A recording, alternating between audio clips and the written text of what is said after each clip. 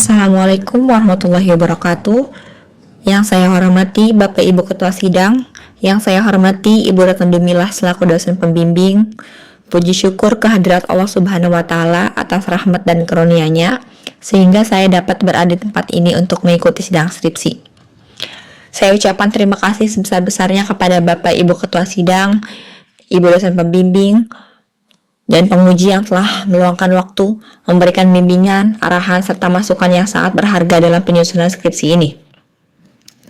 Pada kesempatan ini, saya Dila Puspitasari akan mempresentasikan hasil penelitian skripsi saya yang berjudul Pengaruh Current Ratio dan Debt to Equity Ratio terhadap Financial Distress pada subsektor Apparel and Luxury Goods, terdaftar di Bursa Efek Indonesia periode 2019-2023. Langsung pada slide berikutnya, latar belakang penelitian.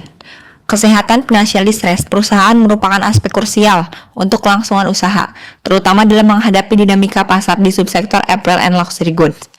Isu financial distress menjadi ancaman serius, sehingga diperlukan alat ukur yang efektif. Dalam konteks ini, rasio keuangan seperti current ratio dan debt to equity ratio memegang peran penting sebagai indikator awal untuk mendeteksi potensi kesulitan keuangan. Penelitian ini relevan dengan menganalisis pengaruh rasio-rasio tersebut terhadap financial distress pada perusahaan subsektor apparel and luxury goods yang terdapat di Bursa Efek Indonesia selama periode 2019 sampai 2023. Di sini juga saya sertakan tabel data pertumbuhan industri tekstil dan pakaian di tahun 2011 sampai 2023. Selanjutnya adalah rumusan masalah. Di sini ada 3 rumusan masalah.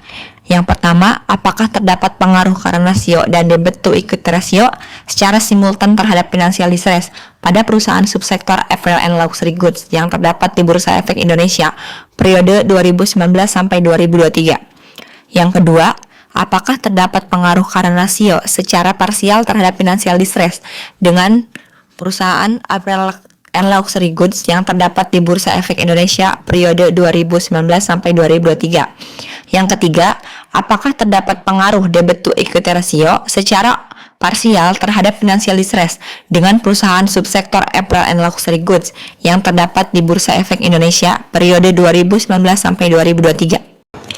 Tujuan penelitian adalah untuk 1. Mengetahui pengaruh variabel current ratio dan debt to equity ratio terhadap financial distress di perusahaan subsektor apparel and luxury goods yang tercatat pada Bursa Efek Indonesia dalam periode 2019 sampai 2023. 2. Untuk mengetahui current ratio terhadap financial distress di perusahaan subsektor apparel and luxury goods yang tercatat pada Bursa Efek Indonesia dalam periode 2019 sampai 2023. Yang ketiga, untuk mengetahui debt to equity ratio terhadap financial distress pada perusahaan apparel and luxury goods yang tercatat pada Bursa Efek Indonesia dalam periode 2019 sampai 2023. Slide selanjutnya adalah landasan teori dan kerangka pemikiran. Dalam landasan teori ada 3 poin. Yang pertama, financial distress, Altman J. Score, asli. Ada definisi dan fungsinya sebagai prediksi kebangkrutan yang lebih tepat. Klasifikasi J score dibagi menjadi 3. Ada safe zone ketika lebih besar dari 2,99. Ada gray area lebih dari 1,88 sampai 2,99. Dan dikatakan distress zone ketika kurang dari 1,81. Ada current ratio. Definisi mengukur kemampuan perusahaan memenuhi kewajiban jangka pendek. Interpretasinya, rasio tinggi menunjukkan likuiditas yang baik. Ada debt to equity ratio. Definisi mengukur proporsi utang terhadap ekuitas. Interpretasi, rasio tinggi menunjukkan ketergantungan utang tinggi dan risiko finansial. Dalam metodologi penelitian, jenis dan pendekatan yang saya pakai adalah kuantitatif dengan regresi tetap panel. Ada populasi dan sampel 6 perusahaan subsektor apparel and luxury goods di Bursa Efek Indonesia. Ada Bata, HDTX, Bima, Risi, dan SSTM, serta MDTX. Variabel, dependent, financial distress, Z score. Independennya, current ratio X1, dan debt to equity ratio X2. Alat analisis yang saya pakai adalah Microsoft Excel dan EViews 12. Selanjutnya, saya menyajikan uji deskriptif dan hasilnya. Di sini ada tabel uji deskriptif yang dimana Z-score financial distress rata-rata 0,2 mengindikasikan sebagian besar perusahaan beresiko tinggi kesulitan keuangan. Current ratio rata-rata 11,8 dan terendah di 3,3 yaitu HDCX di 2023. Tertingginya adalah 285,1 MYTX 2019 dan debit to equity ratio rata-rata 483,0 menunjukkan ketergantungan uang yang tertinggi. Terendah di minus 1 361,7 MYTX 2022. Tertinggi di 5305,2 di MYTX 2019. Masuk pada pemilihan model regresi data panel.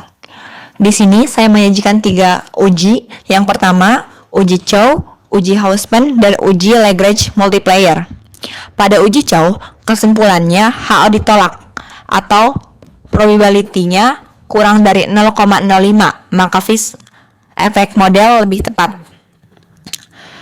Selanjutnya, uji Hausman. Kesimpulannya HO diterima atau probability-nya lebih besar dari 0,05, maka random effect model atau RAM lebih tepat. Pada uji Lagrange multiplier, kesimpulannya HO ditolak atau probability kurang dari 0,05, maka random effect model atau RAM lebih tepat. Dalam pemilihan model ini, yang terpilih adalah model RAM atau random effect model karena yang terbaik. Di sini akan membahas interpretasi koefisiensi regresi dengan random effect model. Pengaruh current ratio, koefisiensinya positif. Setiap kenaikan 1 unit current ratio meningkatkan financial distress sebesar 0,001. Interpretasinya, peningkatan likuiditas atau current ratio cenderung mengurangi potensi financial distress. Tidak signifikan secara statistik karena 0,71 lebih besar dari 0,05. Adapun pengaruh debit to equity ratio, koefisiensinya negatif. Setiap kenaikan 1 unit, DER menurunkan financial distress sebesar 0,001. Interpretasinya, peningkatan ketergantungan utang cenderung meningkatkan potensi financial distress. Tidak signifikan secara statistik karena 0,237 lebih besar dari 0,05. Kesimpulannya, secara keseluruhan, rata-rata Z-score sampel perusahaan menunjukkan 0,29. 2. Mengindikasikan bahwa mayoritas perusahaan cenderung berada dalam zona bahaya atau financial distress. Berdasarkan random effect model, secara individual, current ratio tidak memiliki pengaruh yang signifikan secara statistik terhadap financial distress, meskipun arah hubungannya positif. Lalu, debit to equity ratio juga tidak memiliki pengaruh yang signifikan terhadap financial distress secara statistik, namun arah hubungannya negatif. Secara simultan, current ratio dan debit to equity ratio tidak memiliki pengaruh yang signifikan terhadap financial distress perusahaan dalam model ini. Dengan jelas, model R-squared lebih R-squared yang rendah, sekitar 5,33%.